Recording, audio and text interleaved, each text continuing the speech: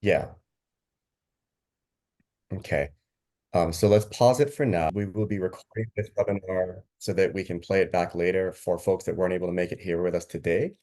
So a very quick agenda. We're going to be talking about the DIU partnership that we have with the MACs called the Defense Innovation On-Ramp Hubs, how that ties into another partnership with INDOPACOM called JMAD. We'll be handing it off to MJ to talk about INDOPACOM, S&T, as well as innovation. And then the real stars of the show here, Gloria and Joshua, to talk about post and post effects. So really quick handoff to MJ. You want to do a quick intro of yourself?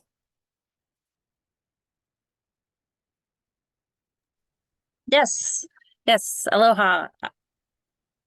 Wait. Okay, now am I unmuted? Because Yes, it we took can a hear you. couple of clicks. Thank you. Yes, aloha. I'm Margie Johns, and I'm currently the DoD Information Analysis Center field advisor to INDOPACOM. So I sit up at Camp Smith when I'm in Hawaii, up with J81 and J85, which is the innovation and experimentation branch and the science and technology branch of Indo Pacific Command. Thank you, MJ. Joshua, over to you. Joshua, you're muted. Yes, good morning or good afternoon or good evening, depending on where you are in the country. My name is Joshua Baghdadi. I'm calling in my position with the University of Hawaii's Applied Research Laboratory. We're one of the 5 Navy University affiliated research centers across the United States and providing support to the Defense Department on various agendas. I am the lead for the Pacific Operational Science and Technology Conference's field experimentation event, and I'll be talking to you about the details of what that entails and what it might mean for you. Thank you, Joshua. Gloria? Aloha, everyone. I am the National Security Innovation Network Regional Engagement Principal. So I am an embed at the University of Hawaii. I am coordinating with Joshua the post FX, and I'm really excited to be able to provide those details.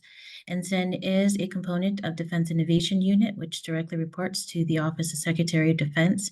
And being locally, we are excited and also participating and supporting INDOPACOM's J8. Thank you. Thank you, Gloria. So this is the panel that you folks will be hearing from today. We have planned for a lot of time to get into questions and answers. So for any of you that have questions that you'd like to have answered, you can either write them into the Q&A portal through Zoom, or you can raise your hand at the end of the talk session. We'll call on you, and we'll make sure that you have a chance to get your questions answered. We want to make sure that this is a good, lively conversation with all of us on the panel side, as well as all of the attendees. We really want to make it as easy and as attractive for everybody as possible to do very quality submissions for the post effects call out. So with that, we're going to get into first the Defense Innovation Unit and a program known as the Defense Innovation On-Ramp Hubs. So again, my name is Kevin Mashir. I'm with the Mission Acceleration Center Indo Pacific, or MAC for short. Many of you folks here on this call today probably came to this webinar because of your association with one of the MAC regional partners somewhere in the country. For those of you that are not familiar with MAC, we've got 5 regional nodes.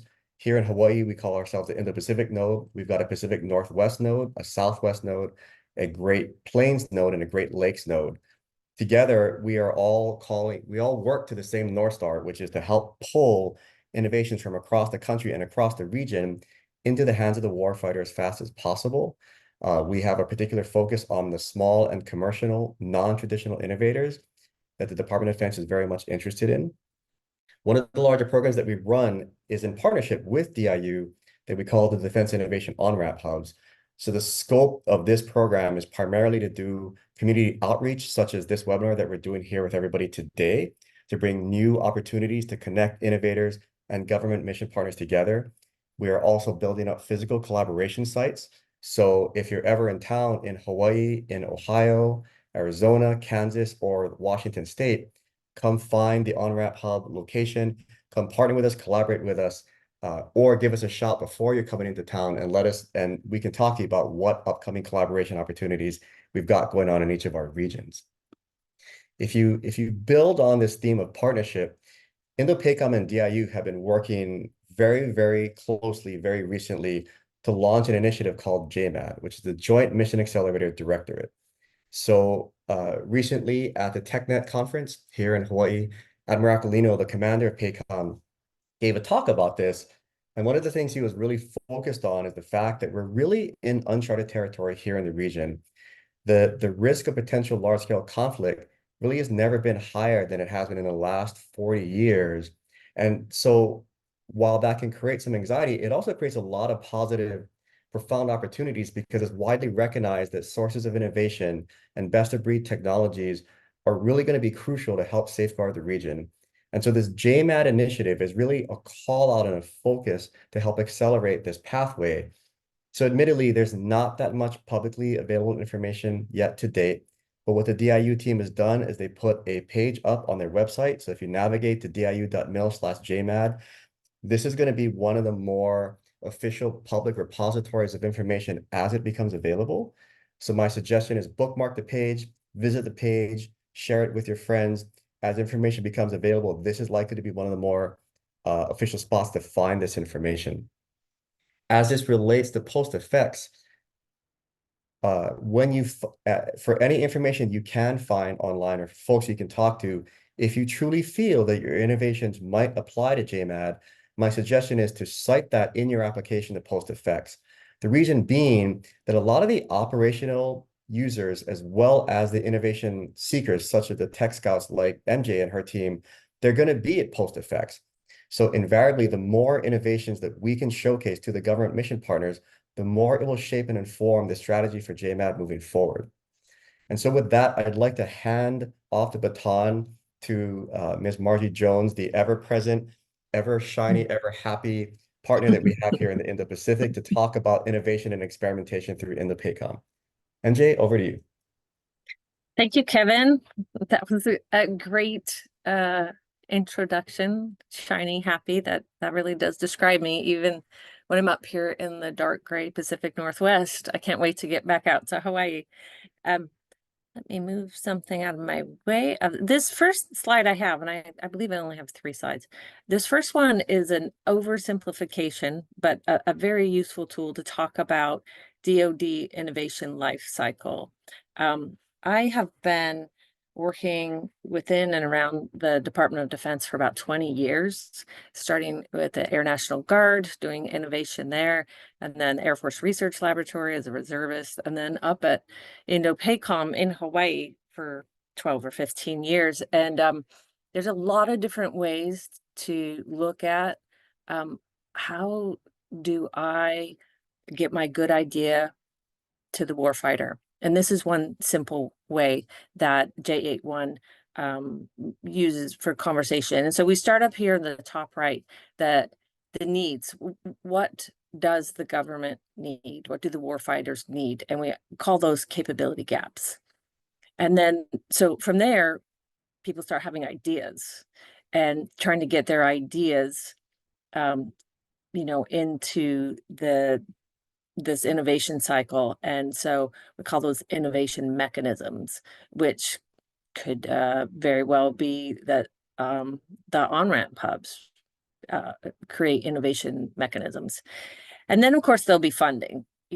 Where is the innovator going to pay for it? Is one of the services like the Air Force or the Navy or the Army or the Marines or the National Guard, are they going to pay for it? Or maybe Small Business Administration, can give a grant to pay for it. But anyway, that's a big part of it. And then up to demonstrations, field tests, and exercises. And post-FX is a field experimentation. So it falls like in between demonstration and field tests. So this will be an opportunity for you to show your innovation. And then there will be feedback. There will be many people come see what you are experimenting with at post-FX, and They may contact you directly to be involved with the feedback back to the warfighters, or they may take it back and stew on that for a while and put it in the mix, and then someone else will contact you about it. All right, slide, please.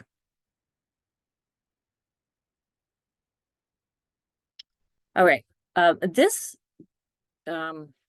very interesting cube is what J81 and J85 use, again, just to communicate what are they looking for, how to prioritize the effort. So if you look up what would be the y-axis going up and down, if your good idea will make just a small incremental change to what we already have, like if your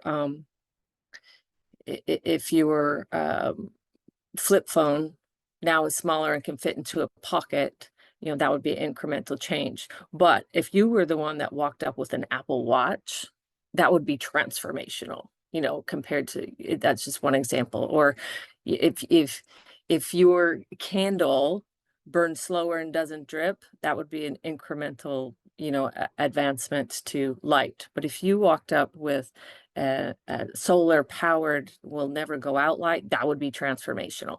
So there's that axis. And then the x-axis across the bottom, is your innovation market ready? Like, it's ready to go. The more ready to go it is, the more attractive it's going to be to J81. INDOPACOM J81 is the joint experimentation. And so they need things that are ready to go in 1 to 2 years. But let's say your thing is, it's not quite ready. It needs time to perfect. It needs to go to demonstrations and experiments and different kinds of exercises. That's okay too. That's more what INDOPACOM J85, the science and technology folks, are looking for. They're looking for something that it may take a few years to get it ready, but it's going to be phenomenally transformational. Next slide, please. And so, and Josh will talk more about what is PostFX looking for in this kind of construct. They're looking for things that will be transformational, and it doesn't matter whether they're ready to go to market now, or if they're going to need some more iteration. And if they're going to need more iteration, you might need to partner or become a part of the next cohort for one of the on-ramp hubs. Could be useful. Next slide. All right, INDOPACOM, full spectrum innovation and experimentation. So the purple boxes on this slide kind of show different types of field events. You start with like a field experimentation, which PostFX is one of those. And there's names of others there, like Crimson Viper, Tides. Those are like low barrier to entry. Those are if you're still trying to learn how to work with the Department of Defense, or your innovation is pretty new and it's going to need some time to perfect. And then it progresses up, like command post exercises. Those usually don't have moving parts. Those are trying out new ideas, trying out new types of communication, new policies, new procedures at like the general officer level. At field training exercises, we have a few listed there, like Valiant Shield, Northern Edge, Talisman Saber, Balakatan, etc. Those are huge. They involve thousands of people, usually from several countries, and the planning cycle for those is 12 to 18 months. So an innovator doesn't just walk off the street and then go right into one of those. They usually participate in other types of field experimentation first, because when you show up to one of those big field training exercises, you want to be 120% ready. And there's a lot of eyes on you, and there's yeah, that's all I have to say about that. And then just quickly, the check marks to the left, how INDOPACOM, again, this is an oversimplification, but ways that they evaluate an innovation, before they will take it into one of their exercises, they look at what is the relevant to the warfighting gaps. Is this going to meet a need that's actually expressed by the warfighters? Is it relevant to the exercise scenario? Because each of these named exercises, like box, the purple box 2, 3, and 4, those start out with a scenario, and the scenario is based on what do the people in uniform need to train to? What are their training objectives? And so to get into one of those, you have to be able to help meet one of those training objectives. Whereas the field experimentation, that's usually, oh, we've got a group like, I don't know, anywhere from 2 to 50 really cool innovations that we just want to try out and people want to see more of, and we want to see them out in the field. So those, we'll write a scenario to include those. You don't have to meet part of a scenario usually. The other things that INDOPACOM looks for is force availability. Is there going to be somebody available to come use your gadget or to integrate it into their processes? So you're not just, we're not just spending your time and money to come out here and do something and nobody gets to see it. They also look for overall impact of technology on the exercise. Again, if you're talking about the command post exercise, the field training exercise, or the joint battle problems, if your innovation is going to aid the exercise, great. If it's going to hinder the exercise, we won't put you in there because everybody will just hate you.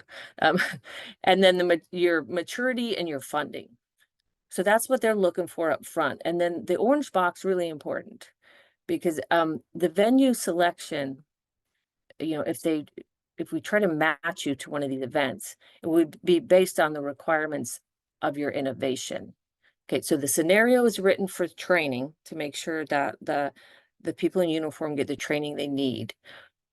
But then we try at all cost not to put your innovation into one of those that you're not going to succeed at. So even if you might be hot and ready going, I want to go to Northern Edge, I've just got to go to Alaska, I got to try this out in the snow.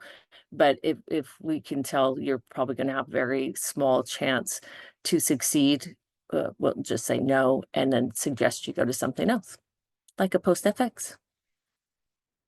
All right, and I'll be happy to take questions at the end. Josh, over to you. Okay, thank you, Margie. And once again, appreciate the opportunity to talk to you all today. Again, my name is Joshua Baghdadi. I'm the experimentation lead for the post-FX event. And on this slide, I want to speak to you a bit about an overview of what this event is and what it entails and the opportunity that it provides for you. And I'm going to run the overview in the form of the 5 W's, which is the what, the why, the who, the when, the where, and then lastly, but not least, the how that you can get involved and get plugged in. So as you can see on this screen, the post-conference, Pacific Operational Science and Technology, is the annual meeting of the Requirements and Resources Directorate of the United States Indo-Pacific Command. The U.S. Indo-Pacific Command is one of 6 unified geographic combatant commands, and they are responsible for all U.S. Armed Forces operations in the region. So as an aside, INDOPACOM is the largest such combatant command. It encompasses 36 nations and 16 time zones. Colloquially, we like to say that INDOPACOM extends from Hollywood to Bollywood and from polar bears to penguins, and it encompasses more than half of the world's population. So this is a vast region where we encounter tyranny of distance, we encounter logistics problems, we encounter barriers of cultural, social, and other differences. And it's really a unique space to be working in. So this conference, the Pacific Operational Science and Technology Conference that is called by INDOPACOM, brings together policy, military, industry, and academic leadership from the U.S. and its Pacific security partners to focus on the emerging challenges in the Indo-Pacific Area of Responsibility, or AOR. The 2024 theme of the upcoming POST conference is Posturing for Tomorrow, Partnered, Positioned, Prepared, and it underscores the importance of information sharing, technology development, and mission-focused cooperation to maintaining a free and open Indo-Pacific region. So within the context of the POST conference, and within the scope of the POST conference, there's a new program that is now coming up into its third year called the Field Experimentation. So as you can see on the screen, the field experimentation is a component of the POST conference that is designed to provide a stage for field demonstrations of technologies that engage U.S. and Pacific allied governments to think differently about the future fight. In so doing, we facilitate the uptake of promising technologies that deliver on addressing the region's toughest defense and security challenges. We hear all the time within the community the need for the U.S. defense industrial base and its support communities to move faster to meet the accelerating speed of relevance. And this event is one way we are posturing to do just that. So 3 points I'd like you to take away about what PostFX is we conduct it outdoors. The reason for this is we want to have an outdoor venue to provide an operationally relevant backdrop for the presentation of new capabilities that may pertain to specific operations in air, on land, in the sea, on the seabed, or even in space and cyber domains.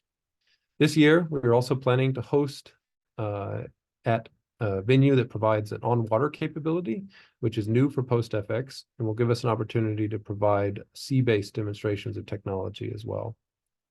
So the POST attendees from the U.S. Department of Defense and Pacific Security Partners are all invited to come to this field experimentation event and witness the technology capabilities on display. They have an opportunity to observe and interact with all the technology providers in a round-robin format, where everyone who is accepted gets a chance to present the capabilities they provide. And as for the capability providers, that's most of the people that are on this call. They get the opportunity to learn from one another about what innovations are happening across the field and liaise with the operational community to make new partnerships and accelerate the ultimate technology transition to the warfighter. Let's go to the next slide, please. So still focusing on the what and the why of PostFX. You heard a bit from Kevin and Margie earlier on why this is so important, and we sort of have the keynote address from Admiral Aquilino, the Pacific Command commander, who is setting the stage for the relevance of this. So these are the 2024 principal innovation priorities that you see on the screen here. We have counter C5 ISR. So for those of you that may not be familiar, that is countering command, control, communications, computers, cyber, intelligence, surveillance, and reconnaissance. So you can see the definition on the screen. This is a disruption and an obfuscation of the opponent's capability to observe and spy and communicate and relay and understand U.S. and allied operations in the region. You can see with respect to our air, land, and maritime domain awareness that this is kind of the opposite of that. While we are hindering our opponent's capability to see and observe, we are trying to supplement our own in real time for any factors that may disrupt the security of a free and open Indo-Pacific. Then we have the Joint Command and Control, which provides secure, agile, and resilient communications protocol stacks. This can be in the form of routing or multi-Earth orbital components that incorporate land, sea, air, and space domains. You might have heard the JADC2 initiative, which the department currently has underway to tie together really joint all-domain command and control for synthesized communications and reaction from seabed to space. Contested logistics is another very important factor. Of course, in the Indo-Pacific region, we think about the tyranny of distance that we encounter with the vast distances and time zones and just logistical challenges that are encountered as a natural byproduct of the region's vastness. And then lastly, but not least, is the humanitarian assistance and disaster response scenarios. So this is enabling rapid response to crisis events. Of course, the Indo-Pacific is also home to the Ring of Fire, and there are multiple natural disasters that occur throughout the region every year. And the U.S. and its allies stand ready to support and aid in recovery from these situations as well. and any technology capabilities that can be brought to bear on these unfortunate catastrophes are certainly welcome to come out to this as well. Let's go to the next slide, please. So carrying on with the innovation priorities, you saw on the last slide the 5 principal innovation priorities that we are targeting for 2024 in alignment with the overarching post theme. These are more general innovation priorities and come right off of the website of the Undersecretary of Defense for Research and Engineering. Specifically, these are the 14 critical technology areas that have been identified by the department's Chief Technology Officer as being the most important for the way the department needs to restructure and reposture to be prepared to move at the speed of relevance. So this FX event, while we are hosted and specifically interested in the challenges encountering us in the Indo Pacific region, we are opening the gateway to technologies that address any of the department's top visions and top challenges that you can see on the screen. Next slide, please. Moving on to the who of post-FX. So like I said, this 2024 event will be the 3rd iteration of the field experimentation component. In 2022, we had the first inaugural event that had about 200 participants come out from 25 different technology providers. So the 200 participants encompass the 25 demonstrating organizations, as well as government and industry and academic and even investment firms to come and observe the technologies on display. In 2024, we had 170 participants across 22 technology providers, and that number of 170 also incorporates the observers from 10 different countries that you can see on the screen. You can see there we have the United States, the Republic of Germany, India, South Korea, Malaysia, Marshall Islands, Philippines, Singapore, Thailand, and the Republic of China or Taiwan, all represented in 2023, and representatives from their government were there to interact with technology capability providers and understand the technologies and synchronize that with their requirements and their capabilities to see how these may be brought to bear on their challenges as well. One important note is that FX is open to participation from any of these entities, spanning industry, government laboratories, or think tanks, academia, nonprofit, and even NGOs. As I mentioned, our humanitarian reach extends to that area as well.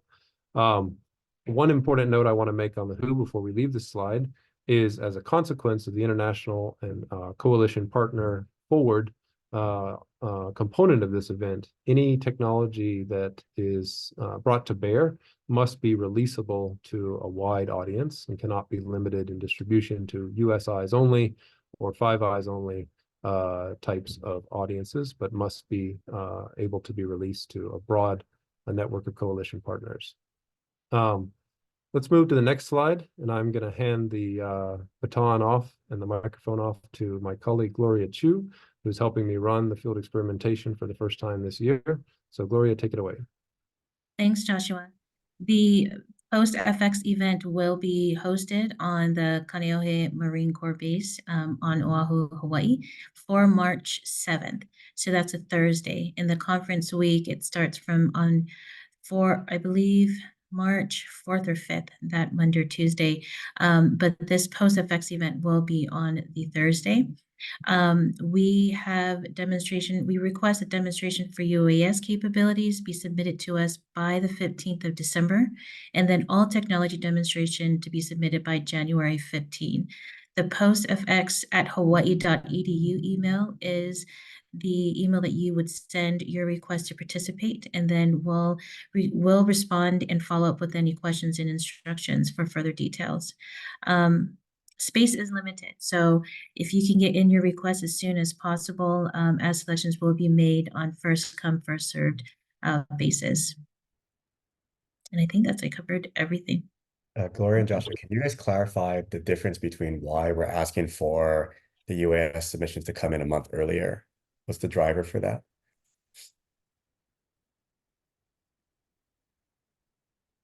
For the UAS demonstration, it's because we want to make sure that if in case we need to review the requirements that for the systems and to be able to submit for the interim flight clearances that are being set up right now at the moment. So we want to make sure that that's put in front of the individuals that are doing the process. And that way there isn't any issues when we start putting together the VTCs and the coordination with the vendors. Good. Did I So miss does anything? that mean that if we have a UAS innovator and they want to showcase stuff, but maybe they don't need to fly it, could they push to the January 15th submission? Yes. So if they don't need a flight, then yes, we would definitely would give them the option of submitting by January 15th as a tabletop demonstration. Okay, thank you. So these are the points of contact. So again, the postfx@hawaii.edu is the official submission email to submit your request to apply. I'm providing points of contact for Gloria, Margie, and myself. If you folks have other questions, maybe not directly related to PostFX, either the DIU NSIN side or the INDOPACOM side. Before we get to the Q&A though, I'd like to introduce one of our other delivery partners, Cindy Matsuki. She has a quick announcement to make on an upcoming NAVSEA event that we have going on this week. So Cindy, over to you. Thanks, Kevin. Just really quickly, I wanted to announce that NAVSEA will be here going over their topics that are open right now. And I think now is the period where you can actually have private discussions and ask private questions to the topic managers. So we have a representative coming to Hawaii. She'll be at the Entrepreneur Sandbox, and that will be tomorrow. So if anybody's interested in setting up a 25-minute one-on-one session, please email me. I'm gonna throw my email in the chat. Thank you so much.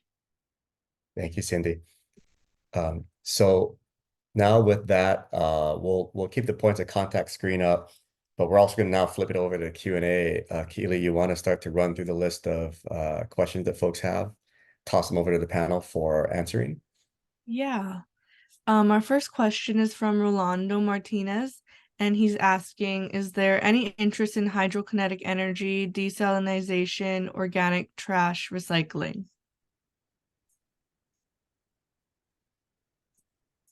I would say yes. Well, I mean, I'm sorry, Josh, you should give the official answer. I just think yes from INDOPACOM interest, but go ahead, Josh. Well, I agree with you. If you look back on the slide where we gave the innovation priorities generally, one of them is actually renewable energy generation and storage. And so I think that will be a good fit, and we'd encourage you to submit an application. Moving on, we have a question from Dan Marsh. He's asking, how many companies do we expect to select to show in Hawaii? So we are unsure of the exact number at this point in time. I know I mentioned a moment ago that we had 25 the first year and 22 the second year. We are anticipating having more space available to us with the provision of the Marine Corps area that Gloria mentioned. And so we will probably be targeting somewhere around 50 capability providers and demonstration zones. We don't want to go over that too much so that we don't saturate our guests and observers, and so that everyone has a chance to observe all of what is on display. So that's the order of magnitude that we're anticipating for 2024. From Jay Frazier, he's asking, where is the guideline for the submission format and content? So if you go back to that slide that Gloria briefed, I think it's one prior to that, the barrier is very low. You have the email box there, postfx@hawaii.edu. And when you send a message out to that address, the subject line should be something along the lines of requesting space to participate at PostFX 2024. And in the initial communication, please identify what capability or capabilities you plan to bring to demonstrate at the event. what innovation priority or priorities from the ones that I showed, either the 5 principal areas that we looked at in detail, or the 14 more general OUSD R&E priorities, and identify the personnel from the organization who plan to be on site supporting the demo. That's really it for now. And then once Gloria and I receive all the returns by the deadlines shown, we will be reaching out to notify all of either acceptance or to decline participation. And then we will be scheduling follow-up calls at about a weekly operational tempo to prepare for early March and get everyone synchronized in advance of the event so that we present a coordinated front when the VIPs from government and elsewhere come to see what we have to show. I guess along with that question, someone asked if there's a specific form that needs to be filled out to turn in with the application.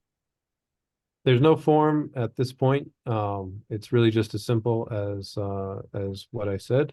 Keep in mind, though, that there will be a requirement to feed the final report, which is actually does just as much good for any companies as it does for us as the organizers, because it gives you an opportunity to have your kit demonstrated in that format that's more permanent and can be distributed long term. So we will have a quad chart and 1-pager requirement for all of the companies that come out, and we will need that by the event itself to be able to feed the final report in the days and weeks following the event. We have an awesome question from Maurice Collins. He's asking in regards to PostFX, will there be an opportunity for innovators to collaborate? I mentioned this because our capability is a low-cost threat emitter, and it would be ideal to showcase our capabilities against a live aircraft if possible. Well, we would have to look at the details of that and understand what we can and cannot do. Of course, we are hosted by the Marine Corps base, and so we will be beholden to what their security posture and requirements are. However, I'd encourage you to submit the request, and we will take a look at it. And on the point of cross collaboration among demonstrators, we have set aside a time for that. You can see on the second line of this slide that we indicate 6 and 7 for the FX.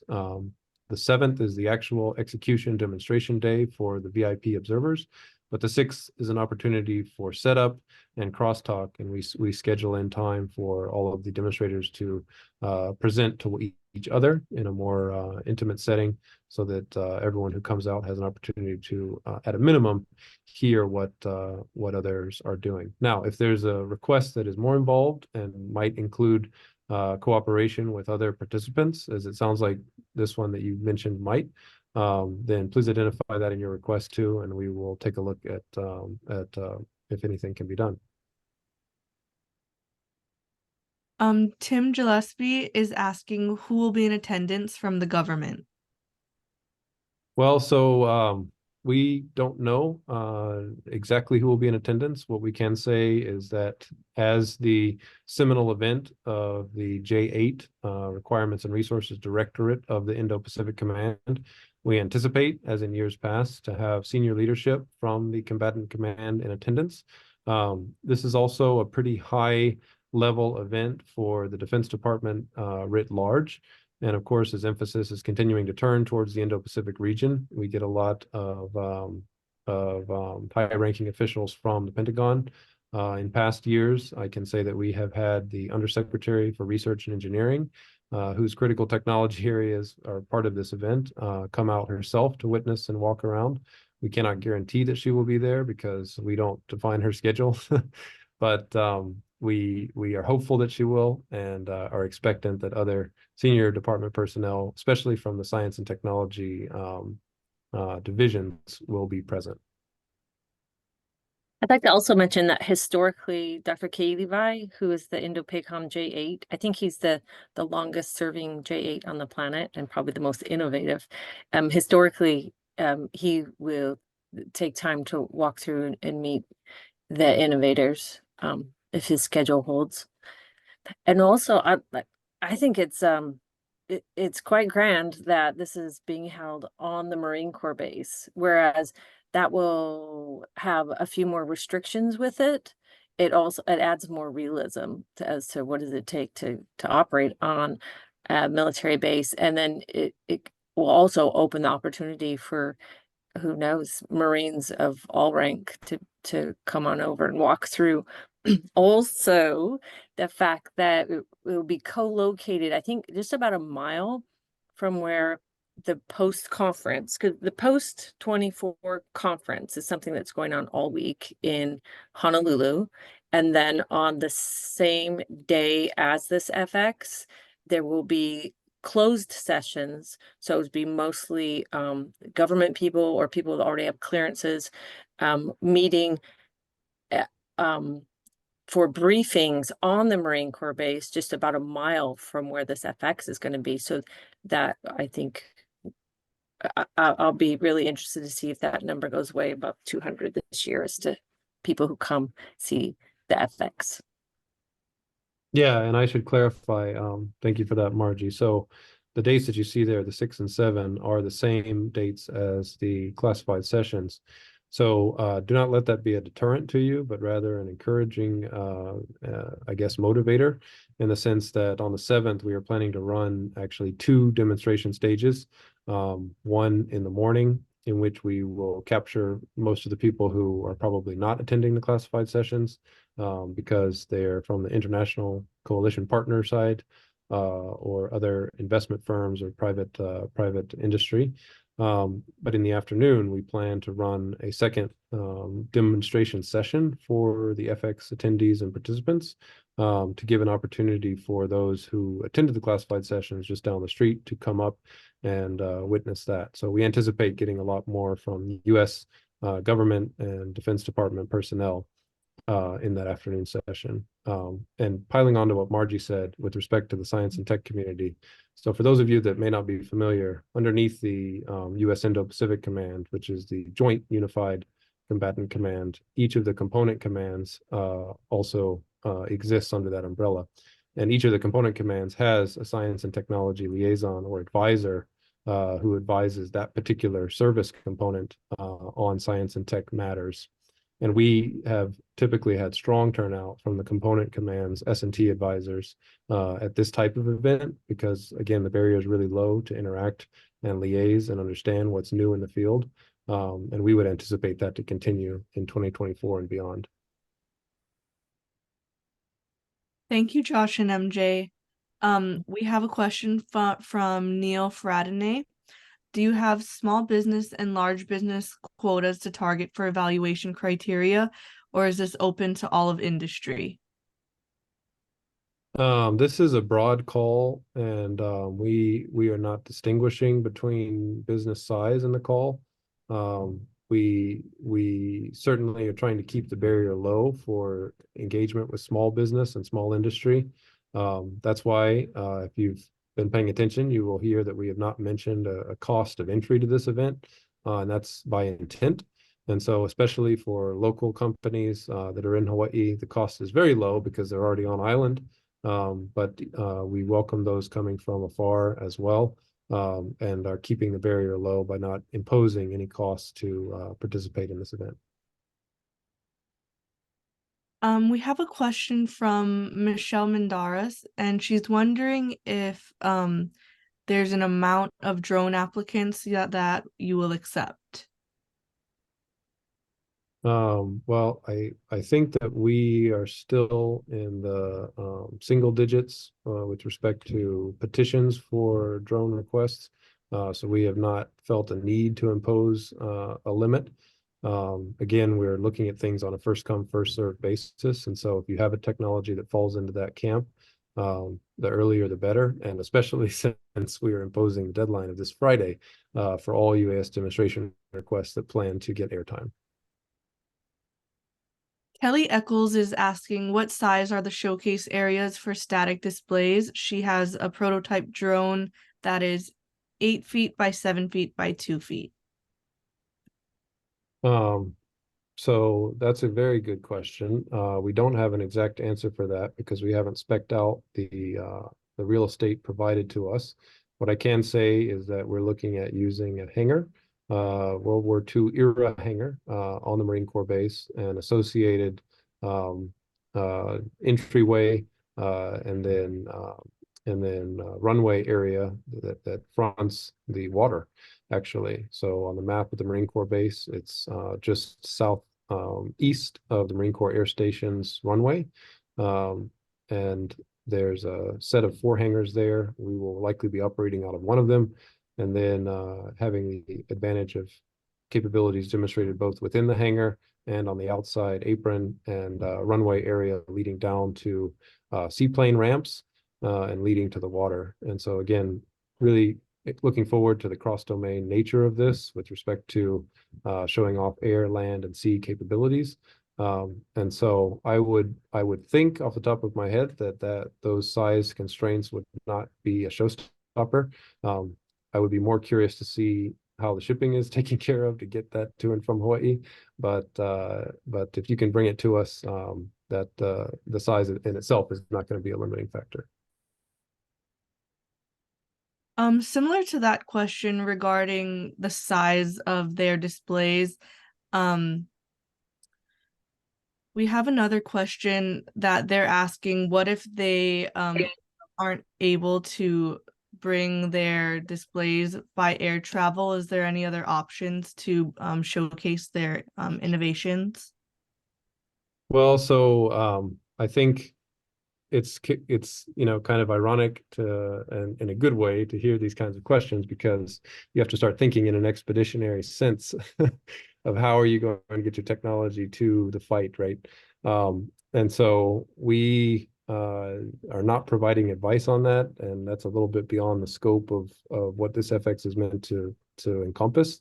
So there's really no method that we would recommend or encourage or discourage, and it's really up to the individual vendor to decide what works best for them. And what I can say is that we are looking at standing up a space to receive shipments, however they come, at the installation, but we are just receiving, so we're not coordinating the shipping or the transport mechanism. And so I think it's good to have these type of questions, because these are the ones that we're going to have to think very seriously about as a community that is pivoting towards the Pacific. And in that sense, I would recommend small, light, agile, fly away as much as possible, but we are not making any particular recommendations. Thank you, Josh. Tim Gillespie is asking, is there a pathway to long-term funding and purchase? Oh, I'll let Margie speak to that. Yes, and then Kevin can follow up if I leave any holes. I would say for this exact FX event, no, there is not a pathway that goes on to funding like a direct SBIR grant or something like that. But in my experience with innovation and the Department of Defense, it's almost never a pathway. It's usually a spider web. There's twists and turns. One thing I will say that being associated with an on-ramp hub, though, or a mission acceleration center, they've been called MACs a lot longer than they've been called on-ramp hubs. Being associated with those can lead you to many programs, organizations, prize challenges, things like that. But if not, there isn't one associated exactly with post-FX. Yeah, and just building on what MJ is saying, it's a lot of what the MAC teams are doing is partnering with the Indo-Pacific Command, partnering with the regional commands to use opportunities such as post-FX to help inform future requirements and close a lot of gaps. So just really reinforcing black and white, there's no direct follow-on pathways. All that said, we are working very closely with everybody here on island on the government side to take the gaps that they already know about and help drive as much of a portfolio of breadth and depth innovations from across the country to help them inform what an acquisition strategy might be. So following the government federal acquisition regulation terminology of market research, you can think of opportunities like post-effects as helping to inform government market research and how that might relate to following opportunities through the DIU partnerships and NSIN partnerships. We have other funding pathways that might come from this, but there's no direct correlation as of yet. Thank you, guys. Another question we have from Zach Levy is, if selected for post-effects, will selectees also be granted access to NDIA post-conference, or will that be a separate registration process? That's an excellent question. I'm very glad that that's brought up. So as I mentioned, the FX is a component of the post conference portfolio. And so the way that it runs is that if you are accepted for participation in FX, you can participate in FX free of charge. So there's no cost to register. And in fact, we will have a special category for technology demonstrators who are coming in to demonstrate and show off at FX. However, since we are not running the conference itself, the formal traditional conference style, that is NDIA's responsibility under their terms of their contract with the government, they are still requiring registrations for the post traditional sessions. And just because you're a demonstrator at FX does not mean that those costs to register for the traditional conference will be waived. So you will be able to participate in FX for free if accepted. But if you want to also attend the NDIA sessions on Monday and Tuesday, you will still have to register for the meeting and pay the registration dues that NDIA has set. I will say, just as a clarifying point, in case it wasn't clear, since the dates of March 6 and 7 are the Wednesday and Thursday of the post week, the demonstrating organizations representatives will not be able to attend the closed sessions of the conference. And so if you're participating in FX, we as FX organizers have the requirement to do the cross briefings and the mandatory setup and rehearsal and familiarization, if you will, on the Wednesday. And then of course Thursday we will be going hard and fast and executing all day long.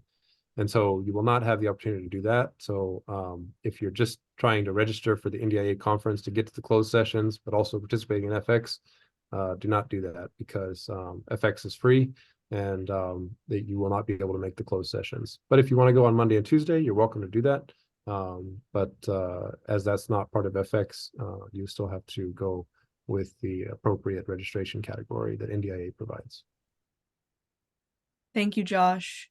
In regard to post-FX, Barbara has a question. Are there security requirements or documents to access the base? Yes, absolutely there are. And so we are working on that. As Gloria knows, this is something that she and I have talked about a couple times now. So the way that we are planning to run it is for those who do not already have clearance, we will be working to identify those demonstrators early on, as soon as we get our approved or we send out the notifications to companies of their status in FX. And so if any are not cleared, we will identify that at that time. We are working that for the observers, but that's going to be a little easier because NDIA will be providing bus transport for those who are just coming to see. But for those who are actually demonstrating, we will be working with you to facilitate that if you don't already have a way on base. Sue is asking if participants need to be U.S. citizens. No.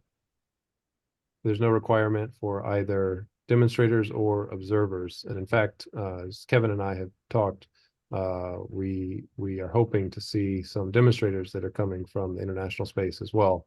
In the past, as you saw on the WHO slide, we've had observers and participants come from the Pacific Coalition partners. Actually, we even had Germany in there, so global coalition partners. But there's no requirement for either demonstrating or observing to be a U.S. citizen. Thank you.